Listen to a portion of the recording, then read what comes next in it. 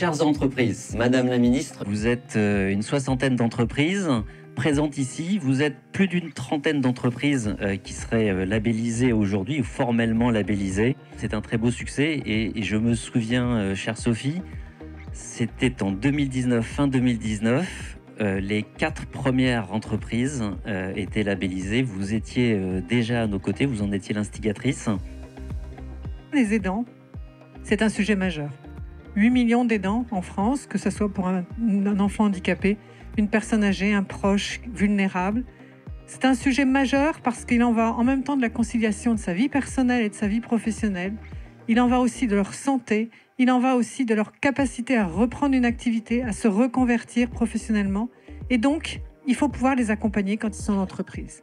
Et le fait que vous vous engagez dans cette labellisation, eh bien, c'est tout simplement montrer qu'une entreprise a une responsabilité sociétale et sociale d'accompagner ses salariés. Donc vous, les entreprises, merci de vous engager. On a besoin d'avoir des collaborateurs les plus performants possibles et c'est en les accompagnant et en étant le plus à leur côté dans la difficulté qu'on sait qu'on obtiendra le meilleur d'eux. Donc voilà pour ce label. Dans les entreprises de plus de 500 salariés, il y a 3 entreprises qui sont labellisées aujourd'hui et on est ravis d'accueillir cette année 4 nouvelles entreprises de plus de 500. On continue notre démarche, on a l'intention de former nos managers sur le rôle qu'ils peuvent jouer au quotidien. C'est quelque chose de très important, ce label Capandéo, pour notre entreprise. Cette démarche, on est assez satisfait parce qu'effectivement, on a des salariés qui ont pu profiter des différentes aides offertes. Moi, il y a quelques années, je ne savais pas ce que c'était qu'un aidant.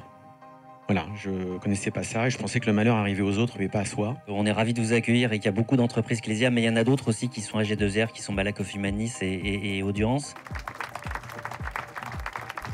On n'a pas encore franchi le pas sur le label, mais on s'y intéresse de très près.